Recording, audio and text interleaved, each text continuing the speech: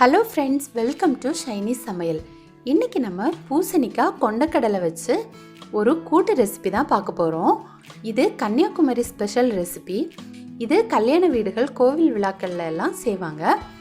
இந்த டேஸ்டான ரெசிபியை இப்போ எப்படி பண்ணுறதுன்னு பார்க்கலாம். வீடியோக்குள்ளே போக முன்னாடி நம்ம சேனலை சப்ஸ்கிரைப் பண்ணி சப்போர்ட் பண்ண எல்லாருக்கும் நன்றி. சப்ஸ்கிரைப் பண்ணாதவங்க மறக்காமல் சப்ஸ்கிரைப் பண்ணிக்கோங்க. பக்கத்தில் இருக்க பெல் பட்டனையும் கிளிக் பண்ணிக்கோங்க. அப்போ தான் நான் அடுத்தடுத்து போடுற வீடியோஸை நீங்கள் தவறாமல் பார்க்க முடியும். பூசணிக்காய் கூட்டு பண்ணுறதுக்காக நான் இந்த மாதிரி சின்ன சைஸில் ஒரு பூசணிக்காய் எடுத்திருக்கேன். இதில் நம்ம தோலெல்லாம் எடுக்க போகிறதில்ல, அதனால் இதை நல்லா கழுவி எடுத்துக்கோங்க. கழுவி எடுத்ததுக்கப்புறமா இதை ரெண்டாக கட் பண்ணி இதில் பாதி பீஸில் தான் நான் கூட்டு ரெடி பண்ண போகிறேன்.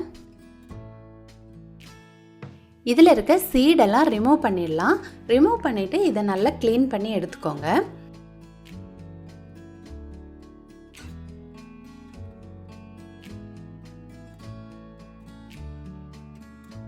அடுத்து அதை இந்த மாதிரி சின்ன சின்ன பீஸாக கட் பண்ணி எடுத்துக்கலாம்.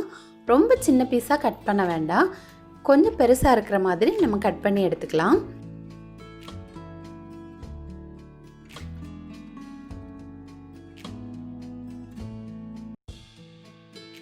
அடுத்து இந்த கூட்டுக்கு நான் இன்றைக்கி கருப்பு கொண்டக்கடலை எடுத்திருக்கேன்.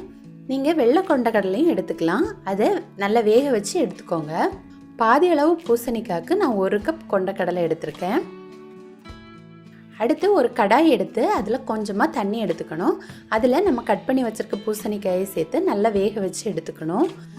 தண்ணி பூசணிக்காய் அளவு சேர்த்துக்கோங்க. அதிகமாக சேர்த்தா கூட்டு தண்ணி மாதிரி ஆகிடும். அடுத்து இதை மூடி போட்டு நல்லா வேக விட்டுடலாம். அடுத்து நான் 3 டேபிள் ஸ்பூன் துருவிய தேங்காய் எடுத்திருக்கேன். இதை நல்லா வறுத்து எடுத்துக்கலாம்.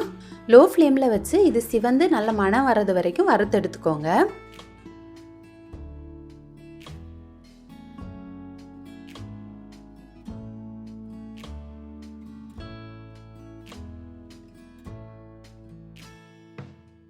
பூசணிக்காய் சீக்கிரம் வெந்து வந்துடும். ஒரு 10 மினிட்ஸ்லாம் இது நல்லா சாஃப்டாக வெந்துடும். கொஞ்சம் சாஃப்டான உடனே நம்ம வேக வச்சிருக்க கடலை இதில் சேர்த்துடலாம். கூடவே 1/2 டீஸ்பூன் மஞ்சள் தூள், 1 டீஸ்பூன் மிளகாய் தூள், தேவையான அளவு உப்பு இதெல்லாம் சேர்த்து வேக வைக்கணும். பூசணிக்காயை வேக வைக்கும்போது அதிகமான தண்ணி இருந்துச்சுன்னா நீங்கள் கொஞ்சம் எடுத்துருங்க. அப்புறம் கூட்டு நல்லா திக்காகி வராது, தண்ணி மாதிரி ஆகிடும். அடுத்து நம்ம இந்த கூட்டுக்கு தேவையான மசாலாவை அரைச்சி எடுத்துடலாம். ஒரு மிக்ஸி ஜார் எடுத்து நம்ம வறுத்து வச்சுருக்க தேங்காய் துருவலை சேர்த்துடலாம். கூடவே 1/2 கப் துருவிய தேங்காயை சேர்த்துக்கலாம். இந்த வறுத்த தேங்காய் இந்த கூட்டுக்கு நல்ல ஒரு மணம் கொடுக்கும். அதுக்காக தான் கொஞ்சமாக வறுத்து எடுத்துக்கிறோம். மீதி 1/2 கப் தேங்காயை நம்ம அப்படியே சேர்த்துடலாம். கூடவே 3 பல் பூண்டு, கூடவே 1/2 டேபிள் ஸ்பூன் நல்ல மிளகு சேர்த்துக்கணும். இந்த நல்ல மிளகோட காரம் தான் இதில் அதிகமாக இருக்கணும், அப்போ தான் கூட்டு நல்ல மணம் கிடைக்கும். கூடவே 1/2 டேபிள் ஸ்பூன் ஜீரகமும் சேர்த்து இதை கொஞ்சம் குறகுறப்பாக இருக்கிற மாதிரி அரைச்சி வச்சுக்கணும். இப்போது பூசணிக்காயெல்லாம் நல்லா வெந்து ரெடி ஆகியாச்சு. நம்ம அரைச்சி வச்சுருக்க தேங்காய் துருவலையும் இதில் சேர்த்துடலாம். தேங்காய் துருவல் சேர்த்த அப்புறமா இதை நல்லா மிக்ஸ் பண்ணி விட்டுக்கணும்.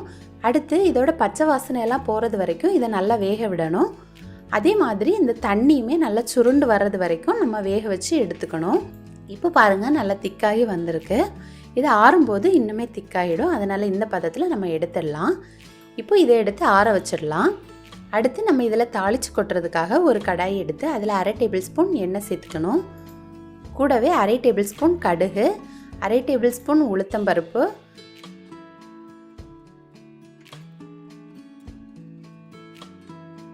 1/2 டேபிள் ஸ்பூன் ஜீரகம்,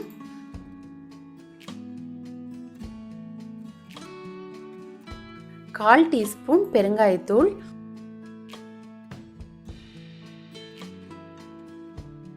1 கொத்து கருவேப்பிலை சேர்த்து தாளித்து எடுத்துக்கணும்.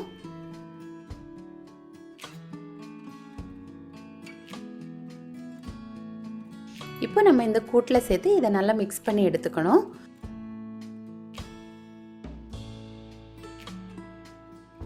இப்போ நமக்கு சுவையான பூசணிக்காய் கூட்டு ரெடி ஆகியாச்சு. இது சாதம், கஞ்சிக்கெல்லாம் ரொம்ப சூப்பராக இருக்கும். நீங்களும் கட்டாயம் ட்ரை பண்ணி பாருங்கள்.